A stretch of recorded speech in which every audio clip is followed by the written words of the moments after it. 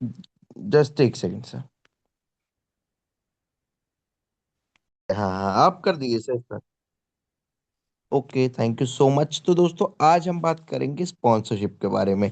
यानी स्पॉन्सरशिप यानी आपने अपनी बिजनेस अपॉर्चुनिटी आपने किसी से शेयर करी, और उस इंसान ने आपके साथ हैंडशेक किया, यानी कि आपके साथ वो इस बिजनेस में आ गया। ठीक है। तो आपने उसको शेयर किया, उसने उसके बदले ज्वाइन किया। ठीक है। उसके बाद आपके काम शुरू क्या होते हैं, यानी कि किन किन चीजों का हम ध्यान रखें कि हम उसके साथ एक अच्छा बिजनेस डेवलप कर सकें, प्रेजेंट में भी और फ्यूचर में भी। और एक कैसे हम आगे चल के अपने बिजनेस को स्मूथ रन कर सकते हैं, यानी कि हम उससे हैंडशेक करने के बाद उससे कैसे बिजनेस आगे करेंगे। हम आज इस पे बात करेंगे कि हमें क्या करना है और क्या नहीं करना है एक नए प्रोस्पेक्ट के साथ, शुरुआत में, बीच में, या हमेशा हमें क्या चीजें ध्यान रखनी है। ठीक है जी। स्पॉन्सरशिप का मीनिंग मैंने साफ आपको दोबारा से बता दिया है कि आपने किसी से अपने बिजनेस को शेयर किया, अपने अपॉर्चुनिटी को शेयर किया, और उसने आपके साथ हैंडशेक किया, विच इज कॉल्ड स्पॉन्सरिंग। ठीक है जी। आगे चलेंगे। हाँ। अब इसमें पहला पॉइंट आता है giving birth to a baby. आपको पता है कि sponsoring is like giving birth to a baby. इसका मतलब क्या है कि उसकी एज चाहे कुछ भी हो, उसका प्रीवियस एक्सपीरियंस चाहे कुछ भी हो, लेकिन आपने उसको अपनी बिजनेस स्पॉन्सर किया है और वो इस बिजनेस में नया है। ठीक है। तो इसका मतलब यही है कि वो आज इस बिजनेस में बिल्कुल एक बेबी की तरह है, जो अभी अभी जिसने जन्म लिया हुआ है। यानी कि उसकी एज कुछ भी हो, लेकिन वो एक बेबी इस बिजनेस का है, उसे इस बिजनेस की बहुत नॉलेज नहीं है। तो हमें क्या करना है? देखो जी, आपको पता है कि एक जो नया बेबी होता है वो बहुत ज्यादा एक्साइटेड और एनर्जेटिक होता है। यानी कि आपने उसको बताया ये बिजनेस, तो वो तुरंत जाके दो तीन चार पांच लोगों को बता देगा, जिसके भी टच में आएगा उसको बताने की कोशिश करेगा। क्यों? क्योंकि वो बहुत ज्यादा एनर्जेटिक एक्साइटेड है। जब इस बिजनेस को हम सुनते हैं तो हमारा एक्साइटमेंट लेवल अलग ही लेवल का होता है यार। जब हम इसको ज्वाइन करते हैं तो हमें लगता है मैं कितनी जल्दी किसे किसे बता दूं, तो फटाफट हम अपने जान पहचान दोस्त वालों को फोन कर देते हैं, बताने लग जाते हैं। ठीक है। लेकिन उसका रिजल्ट क्या आता है, हम ये सोच के उसको फोन करते हैं, क्योंकि देखो हम तो नए बेबी हैं, हमें पता नहीं है कि यार अगर हम बेड से रोल होके गिर जाएंगे तो चोट लगेगी। हमें नहीं पता, हम गिरते हैं। ठीक है ना? तो हमें संभालना पड़ता है उन बच्चों को, क्योंकि उन्हें पता नहीं है पर वो कर देते हैं वो काम। ठीक है। तो इसमें उनकी गलती नहीं है, इसमें गलती हमारी है कि हमने उनका प्रॉपर ध्यान नहीं रखा। तो जैसे आपको पता है कि हमें उसको प्रोटेक्ट करना होता है, हमें उसको बता के रखना होता है भाई कि आप जो कर रहे हो ना वो बहुत अच्छा है, आपकी एक्साइटमेंट भी बहुत अच्छी है, जो आपका माइंडसेट है वो भी बहुत अच्छा है कि आप लोगों को बताना चाहते हो, आप लोगों से शेयर करना चाहते हो जल्द से जल्द जो आपने देखा। आप वेट नहीं करना चाहते उन लोगों तक जाने के लिए जिनको आप जानते हो। ठीक है। तो उसको प्रोटेक्ट करके रखना है कि भाई वो सब ठीक है, आप बहुत अच्छा कर रहे हो, लेकिन अगर आपके पास प्रॉपर नॉलेज नहीं है तो आप उसको उस चीज को नहीं बता सकते उस तरह से जिस तरह से आपने समझी है। और जब आप उसको उस तरह से नहीं बता पाओगे तो आपको वो रिजल्ट नहीं मिलेगा जो आपको चाहिए। फिर उससे क्या होगा? आपको डिमोटिवेशन होगा, आपको लगेगा कि यार ये तो बहुत अच्छा बिजनेस है, इसने कैसे मना कर दिया, ये तो मेरा बहुत अच्छा दोस्त है, इसने मुझे मना कैसे कर दिया। तो धीरे धीरे वो डिमोटिवेशन शुरू हो जाती है। ठीक है। तो गलती उसकी नहीं है, लेकिन फिर भी उसको लगता है कि यार कहीं ऐसा तो नहीं, सब तो ठीक है पर मेरे में कोई कमी है, कहीं ऐसा तो नहीं यार कि क्या कहते हैं मैं कुछ गलत कर रहा हूँ, कहीं ऐसा तो नहीं यार सबके साथ होता है पर मेरे से नहीं हो रहा। तो ये सारी चीजें धीरे धीरे शुरू हो जाती है, और कभी कभी वो आपका नंबर ब्लॉक कर देता है, कभी कभी उसे लगता है कि यार ये बिजनेस सही नहीं है, कभी कभी उसको लगता है कि यार ये मैं कहाँ फंस गया। तो एक्चुअली में उसको सही लग रहा है क्योंकि वो एक बेबी है, उसको सब पता है, उसको पता कुछ नहीं है, लेकिन उसने जो अटेम्प्ट किया उसमें उसको चोट लग गई। मैंने बताया ना आपको, जैसे वो बेड से गिरा लेकिन उसको चोट लग गई। तो अब वो समझ गया भाई कि बेड पर रहना ही नहीं है, बेड ही बेकार है, क्योंकि यहाँ से जब गिरते हैं तो चोट लग जाती है। तो हमने उसका ध्यान नहीं रखा, जबकि उसको कुछ अलग लगने लग गया, तो इसमें उसकी भी गलती नहीं है। तीसरा पॉइंट है कि don't add in WhatsApp group. यानी कि अब होता ही है, जैसे आज हमने ज्वाइनिंग कराई, आज ही हमने उसको ग्रुप में ऐड कर दिया। अब ग्रुप में क्या है, 200 300 लोग हैं। और बहुत सारे एक्टिव हैं। अब होता क्या है, कोई गुड मॉर्निंग के ही मैसेज 10-20 आ जा रहे हैं। ठीक है। उसके बाद हम कोई कोटेशन भेज दे रहे हैं, वो भी 10-20 आ जा रहे हैं। कोई मीटिंग का लिंक आया है, हमारी कोई मीटिंग है, हम उसको भेज दे रहे हैं, पोस्टर्स भेज दे रहे हैं। तो उसको अचानक से लगता है कि यार ये क्या हो गया, एक ही दिन में 200 मैसेज कैसे आ गए ग्रुप में, 300 मैसेज कैसे आ गए ग्रुप में। तो ये सारी कभी कभी फिर उसको मतलब वो समझ नहीं पाता उन चीजों को। तो भाई उसको ना आप पर्सनली रखो। पर्सनली यानी कि आपको कोई इसको इन्फॉर्मेशन भेजनी है, कोई पोस्टर, कोई लिंक, कोई मैसेज भेजना है, तो पर्सनली भेजो। इसके दो फायदे हैं। पहली बात, उसको ज्यादा मैसेज से प्रॉब्लम नहीं होगी अचानक से। और दूसरी बात मैं आपको बताता हूँ, ये मुझे पर्सनली लगता है। ठीक है। उसको ये लगता है कि आपने पर्सनली उसे मैसेज भेजा है ना, चाहे ब्रॉडकास्ट के थ्रू ही भेजा हो, तो उसको लगता है कि यार गौरव ने ना मुझे बुलाया है। मतलब मैंने उसको पर्सनली सीएनटी का पोस्टर नीचे लिख के भेजा है कि 3 बजे आज सीएनटी है, आपको यहाँ पे पहुंचना है। वो मैंने सबको इन जनरल ब्रॉडकास्ट में भेजा है या सबको फॉरवर्ड किया है।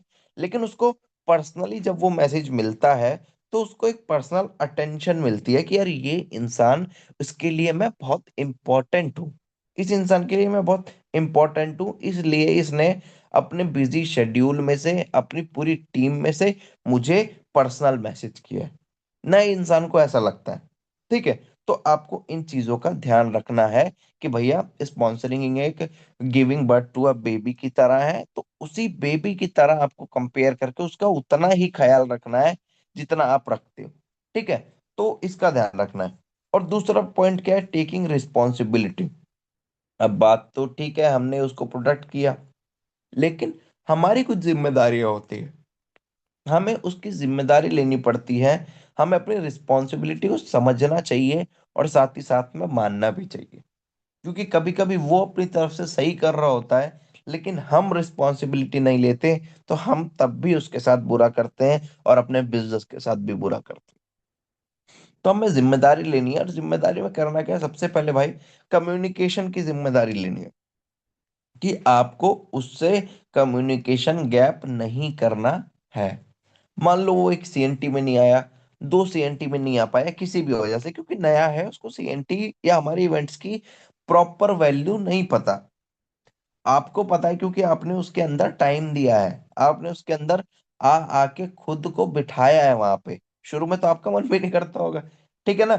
तो कोई कम्युनिकेशन गैप नहीं करना। मान लो उसने कोई गलती कर दी है, वो 1-2 हफ्ते से नहीं आ पाया है, तो इसका मतलब नहीं आप भूल जाओ।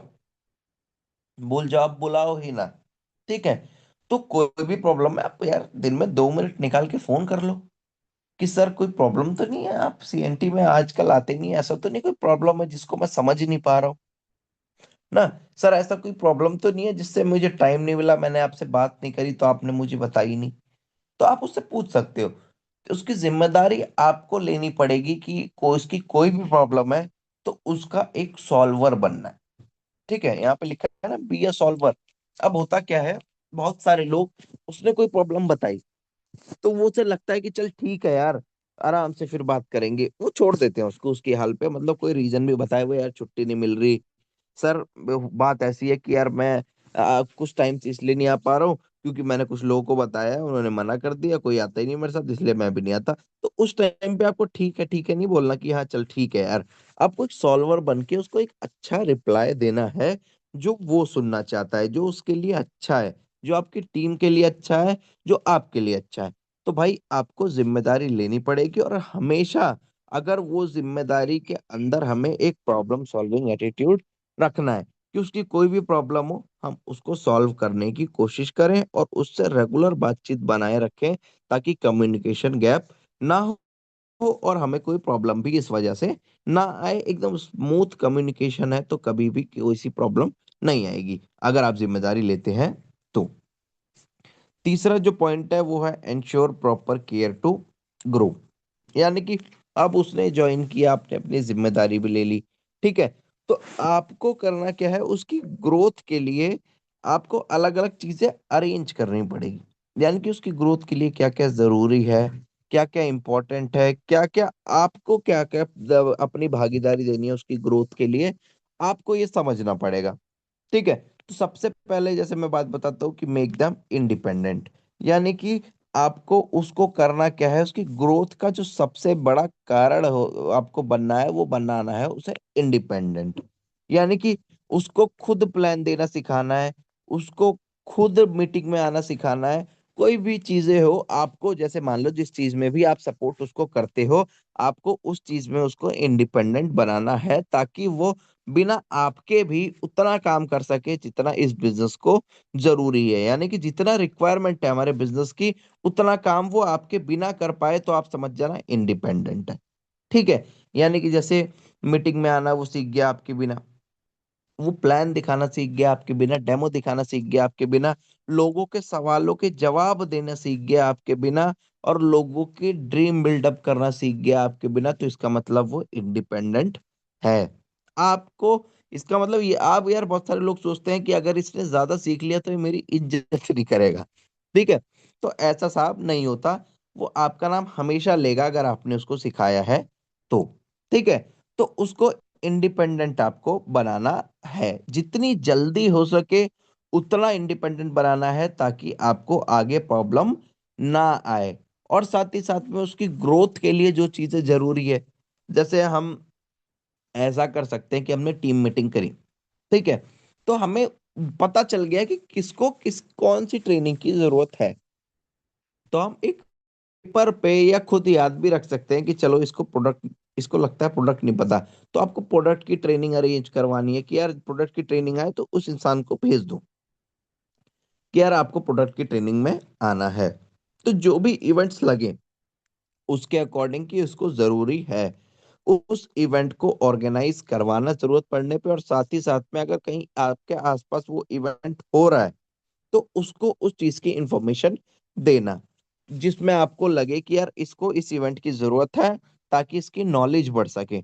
एलसीएल करना ना, सीएनटी करना सिखाना, कोई प्रोडक्ट ट्रेनिंग हो रही है, वीएलसी करना, वीएलसी हो रही है तो उसको भेजना है, वीडब्ल्यूएस हो रहा है, तो इन सब चीजों में अगर आप उसको पार्टिसिपेट करवाओगे, तो जाहिर सी बात है अलग अलग फील्ड्स में, यानी कि अलग, कभी प्रोडक्ट्स में, किसी इवेंट में, किसी इवेंट में प्रेजेंटेशन की तैयारी, जैसे सीवाईसी हो रही है, तो इन सब चीजों प्रोग्राम्स को अरेंज करवाना, ताकि उसका विजन और मिशन क्लियर हो सके कि इस बिजनेस में वो क्या करना चाहता है और कब तक करना चाहता है, उसके सपने बिल्ड होके स्ट्रांग बन सके, ताकि वो मेंटली, जब ये सब हो जाएगा ना, तो मेंटली बहुत स्ट्रांग फील करने लगेगा। ठीक है। तो वो बहुत अच्छा फील करेगा, नॉलेज की कमी उसको नहीं होगी। और जब नॉलेज की कमी नहीं होगी, तो किसी तरह का कभी कोई डिमोटिवेशन नहीं आता। दोस्तों, लोग बिजनेस पता है क्यों छोड़ते हैं, या कभी भी किसी के साथ काम करते रहते हैं तो काम करना बंद क्यों करते हैं? एक ही कारण है कि वो अपनी नॉलेज को अपडेट नहीं करते।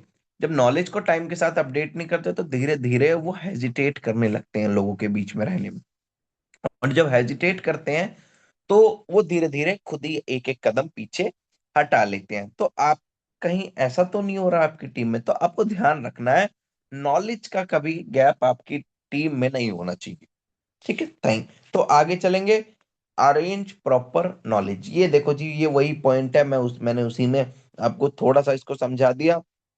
उसको इस इंडस्ट्री की नॉलेज भी होनी चाहिए। यानी कि ऐसा नहीं है आपके प्रोडक्ट की नॉलेज होनी चाहिए, आपकी कंपनी क्या है, इंडस्ट्री की भी नॉलेज होनी चाहिए। कोई पूछे कि भाई ये बिजनेस कितना पुराना है, तो उसको पता होना चाहिए कि भाई ये बिजनेस यूएस में शुरू हुआ था 92 ईयर्स पहले, ये कॉन्सेप्ट। फिर उसके बाद धीरे धीरे ये इंडिया में आया। और डायरेक्ट सेलिंग क्या है कि भाई बीच के मीडिएटर्स हटा देती है, डायरेक्ट कंपनी जैसा मान लोगे, ये बेनिफिट्स आपको मिलेंगे, कोई डुप्लीकेशन की चीजें नहीं है। ठीक है। हु यू आर, जैसे यहाँ पे लिखा हुआ है हु यू, सर ने बताया हु यू आर, मतलब हम एक डायरेक्ट सेलर है, उनको बताना है। ठीक है। और उसके साथ साथ उसको इंडस्ट्री में टर्नओवर के बारे में बताना है कि भाई हमारी कंट्री की पॉपुलेशन इतनी और टर्नओवर इतना कर रहा है। उससे क्या होगा कि उसको फ्यूचर स्कोप क्लियर होगा कि आगे क्या क्या हो सकता है, उसका करियर कितना ज्यादा ब्राइट है इस इंडस्ट्री में, ये हमें उसको बताना है। और साथ ही साथ में हमें इसको एलसीएल और सीवाईसी का पार्ट बनाना है, आपको पता है, क्योंकि जैसे ये मीटिंग मैं कर रहा हूँ, जरूरी नहीं है नया इंसान कर सके। वो जब एलसीएल में आएगा तो वो सीखेगा, सीवाईसी में आएगा तो उसका विजन क्लियर होगा कि मुझे वेस्टेज क्यों करना चाहिए, बाकी काम के साथ मुझे वेस्टेज क्यों करना चाहिए, other training which is required. जो भी ट्रेनिंग भैया जरूरी हो, आपको लगे वो टाइम टू टाइम अरेंज करना, उसको लोगों को पार्टिसिपेट करवाना, ताकि वो अब उन चीजों को बिल्ड कर सके। ठीक है। और ये जो पॉइंट्स है आखिरी है, वो to guide for avoiding mistake. अब इसका मिस्टेक्स में क्या है कि भाई सब कुछ ठीक है, आपने नॉलेज उसको ग्रोथ के लिए आपने उससे कम्युनिकेशन गैप भी नहीं रखा, आपने उसको प्रॉपर नॉलेज भी अरेंज करवाई, उसको इंडिपेंडेंट भी बना दिया। फिर बात क्या होती है ना भाई, कि जब इंसान इंडिपेंडेंट बन जाता है तो हम उसको ये सिखाते हैं कि क्या करना है, पर इतना ही जरूरी हमें उसको ये सिखाना भी है कि क्या नहीं करना है। मैं क्यों ऐसा कह रहा हूं, क्योंकि ये बहुत जरूरी है क्या नहीं करना है। अगर आप बता के रखोगे, डायरेक्टली और इनडायरेक्टली समझा के रखोगे, तो कभी भी आपके लिए या अपने लिए प्रॉब्लम क्रिएट नहीं करेगा। सबसे पहले, जैसे मैं इसमें लिखा हुआ है, टीच हिम और हर एथिकल एंड राइट डुप्लीकेशन, यानी कि उसको ये सिखाना है कि यार एक एथिकल डायरेक्ट सेलर कैसे काम करता है, यानी कि हमारी इंडस्ट्री जो एथिकली चलती है वो कैसे चलती है। हम उसमें उसको बता सकते हैं कि जैसे अशोक सर हमें बताते हैं कि जो चीज डुप्लीकेबल नहीं होती भाई, वो चीज नेटवर्क मार्केटिंग नहीं होती। जो डुप्लीकेबल है वो नेटवर्क मार्केटिंग है, जो डुप्लीकेबल नहीं है वो नेटवर्क मार्केटिंग नहीं है। इसका मतलब जो चीज आगे नहीं बढ़ सकती वो आपको नहीं करनी भाई। सीधी बात एकदम हिंदी में मुझे यही समझ आई कि जो चीज आपके टीम वाले नहीं कर सकते वो आपको भी नहीं सीखनी। ठीक है। तो उसको एक एथिकल तरीका सिखाना है बिजनेस करने का। एथिकल तरीका क्या होता है, जैसे किसी को बल्क बाइंग नहीं करवानी। ठीक है। जबरदस्ती किसी के सपने दिखा के उससे ज्यादा खरीदारी नहीं करवानी, उसकी हैसियत से ज्यादा। यानी कि कहीं आप डायरेक्ट उसको करा दो 2000 PV, direct fast bronze director से ज्वाइन करा दो, तो ये सब अनएथिकल चीजें हैं, ये डुप्लीकेट नहीं हो सकती। ठीक है। तो आपको इन चीजों का ध्यान रखना है कि आपकी टीम में ऐसा बीज ना पनपे और आगे भी ना बढ़े। ठीक है, तो इन चीजों को ध्यान रखना है, आपको समझा के रखना।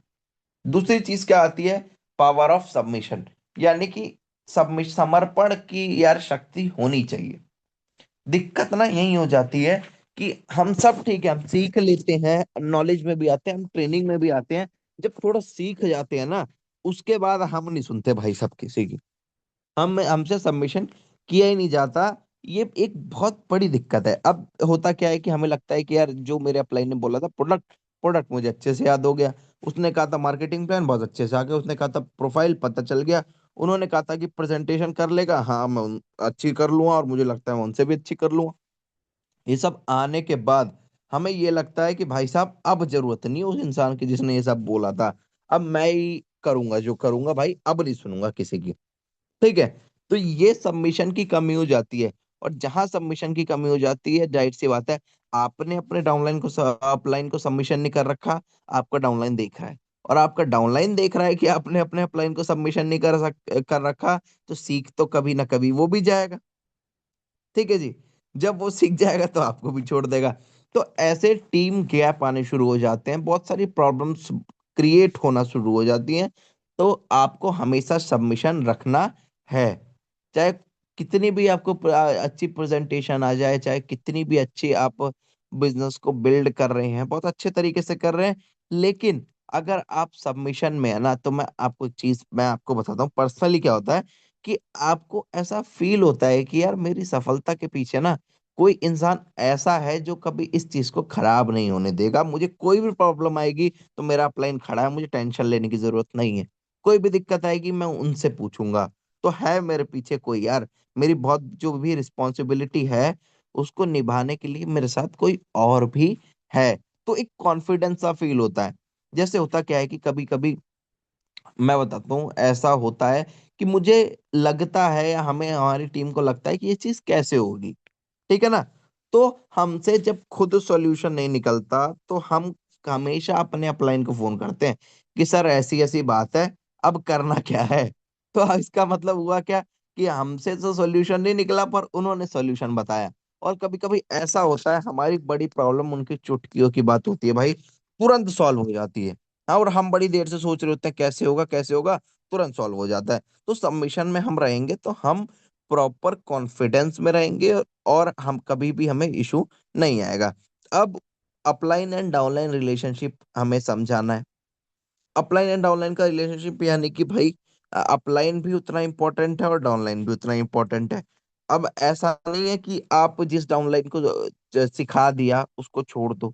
जिस अपलाइन ने आपको सिखाया आप उसको अपशब्द कहने लग जाओ थोड़ा सा सीखने के बाद। ठीक है। कुछ टाइम बाद हमें लगता है कि जब हमारे लोग ज्यादा हो जाते हैं हम अपना सिस्टम क्रिएट करने लग जाते हैं तो हम उनको ही भूल जाते हैं जिसने हमें ये सिस्टम दिया था। तो अपलाइन और डाउनलाइन का एक हेल्दी रिलेशनशिप क्या होता है, हमें उसको ये सिखाना पड़ेगा कि एक अच्छा अपलाइन कैसा होता है और एक अच्छा डाउनलाइन कैसा होता है। हमें दोनों बन के दिखाना है। क्यों? क्योंकि हम भी किसी के अच्छे अपलाइन है और हम भी किसी के अच्छे डाउनलाइन है। तो ये दोनों चीजें हम है तो हमें भी ये अपनी टीम में सिखाना पड़ेगा कि अपलाइन और डाउनलाइन का रिलेशनशिप होना कैसा चाहिए। मैं बताता हूँ कैसा होना चाहिए। जैसे आप अपने अपलाइन को हर एक दिन 2 दिन में फोन कर लो। ठीक है। अपनी डे की एक्टिविटीज उनसे शेयर कर लो। जैसे अभी मैंने अशोक सर से ये बोला था कि सर एक ग्रुप बनाते हैं। वैसे उस ग्रुप का कोई लॉजिक था नहीं, मैंने सिर्फ अपने लिए बोला था। उसमें हैं तो बहुत सारे लोग जो ब्रॉन्ज एंड अबव है। मैंने ये बोला था कि यार सर करते क्या है कि ना कि हम पूरे दिन की जो एक्टिविटीज करते हैं ना एक ग्रुप ऐसा बना दो जिसमें मैं शेयर कर सकूं, सबसे शेयर कर सकूं। और जबकि ये मैंने क्यों बोला था कि ये मेरे अपने की बात है कि मैंने ये काम किया और मैं ये बता दूं कि मैंने ये काम किया। इससे क्या होता है कि मुझे पूरे दिन ना डर भी रहता है कि अगर मैंने आज काम नहीं किया तो रात को भेजूंगा क्या। आज मैंने काम नहीं किया तो यार रात को उस ग्रुप में बताऊंगा क्या कि मैंने आज क्या किया। तो ये सब चीजें कभी कभी खुद करनी पड़ती है ताकि आप काम करो और लोगों को बताते रहोगे तो कंपटीशन भी हेल्दी रहेगा। जैसे कि आपके क्रॉस लाइन को भी लगेगा जिससे आपका रिलेशन अच्छा है कि यार कहीं ऐसा तो नहीं इसका ये ज्यादा काम कर रहा है, इसके ज्यादा पीवी आ गए, मैं तो नहीं कर रहा। कभी वो देखेगा अच्छा अजय जी ने यार 5 मीटिंग कर ली, मैंने तो एक भी नहीं करी, यार ये तो गलत है, मुझे भी करना पड़ेगा। ठीक है। तो ये सब हेल्दी कंपटीशन होते हैं। इसका मतलब ये नहीं होता कि मेरी किसी से दुश्मनी है, मैं उनके साथ क्या कहते हैं compete कर रहा हूँ, ऐसा कुछ नहीं है। सिर्फ ये हेल्दी कंपटीशन है कि वो बढ़ रहे हैं तो मुझे भी बढ़ना चाहिए, वो काम कर रहे हैं तो मुझे भी करना चाहिए। इसे ग्रोथ वाइब्स वाला ग्रुप कहते हैं। तो इसलिए मैंने वो क्रिएट करवाया था। तो ये सारी चीजें आपको अपने डाउनलाइन को सिखा के रखनी पड़ेगी कि राइट डुप्लीकेशन क्या होता है, अपलाइन के साथ सरेंडर रहना है और साथ ही साथ में अपलाइन और डाउनलाइन के रिलेशनशिप को बना के रखना है। कभी भी उसको तोड़ना नहीं है, चाहे हम कहीं भी पहुंच जाएं, चाहे हम कितना भी सीख जाएं। ठीक है। हमेशा क्या कहते हैं अपने अपलाइन को रिस्पेक्ट करनी है, अपने डाउनलाइन से प्यार से बात करनी है। और कभी कभी सर ऐसा भी होता है, मैं आपको बताता हूँ, आप कहीं गलती कर रहे होते हैं, आपको लग रहा होता है कि आप सही कर रहे हैं। जैसे कई बार मेरे साथ भी हुआ है, मुझे लग रहा होता है कि मैं बहुत सही कर रहा हूँ, आज तो अब तो ऐसा कर दूंगा, अब तो वैसा कर दूंगा, पर वो चीज गलत होती है। और वो मेरे फिर अपलाइन समझाते हैं कि यार क्यों इन चीजों पे ध्यान दे रहे हो तुम, क्यों ऐसी चीजों पे फोकस कर रहे हो। आप उस पे फोकस करो जो आपको चाहिए, आप उन चीजों पे फोकस मत करो जिस पे कर रहे हो। तो मुझे लगता था वो मैं सही कर रहा हूँ, पर एक्चुअली में मैं वो गलत कर रहा था। तो उन चीजों के बारे में मुझे पता चल जाती है और बहुत बड़ा नुकसान आपका बच जाता है अगर सिर्फ ये चीजें पता लग जाए। तो हमेशा सबमिशन में रह के इस रिलेशनशिप को मेंटेन करना है। तो I think thank you so much. ये कुछ पॉइंट्स थे जिसका हमें ख्याल रखना चाहिए। अगर आप इन चीजों का अ, ख्याल रखते हैं और यही चीजें अपनी डाउनलाइन को भी सिखाते हैं तो आपका बिजनेस दिन 2 गुना और रात 4 गुना तरक्की करने करेगा ही करेगा। और तरक्की के साथ साथ आपका फेम भी बनेगा, आपकी रिस्पेक्ट भी बनेगी। क्यों? क्योंकि आप उन छोटी छोटी चीजों की केयर कर रहे हैं जो जिसकी कोई केयर नहीं करता। जो चीजों पे लोग ध्यान ही नहीं देते, आप उस पे ध्यान दोगे तो जाहिर सी बात है आपको वो भी मिल जाएगा जो आप चाहते हो। तो दोस्तों मैं ये बताना चाहूंगा आखिर में कि ये पॉइंट्स मेरे नहीं थे, ये चीजें मैंने खुद नहीं लिखी थी। ये चीजें हमारा प्रोग्राम जो होता है चूज योर करियर CYC जो हमारे अशोक सर ने बिल्ड किया है, ये मैंने उसमें से कॉपी किया हुआ है। जो चीजें मुझे लगी कि यार ये बहुत ही शानदार है, मुझे आपके बीच में लानी चाहिए, तो मैंने उसको देखा और उसको आज आपके बीच में मैं लेके आया हूँ। तो सर मैं अशोक सर का भी थैंक यू करूंगा कि हमारे लिए इतने शानदार प्रोग्राम बनाया और जिसमें से हमें डेली सीखने को मिलता है। तो sir thank you so much, ये थी मेरी तरफ से आज की प्रेजेंटेशन। और अगली आवाज जो होगी हमारे master of ceremony Ajay ji की होगी।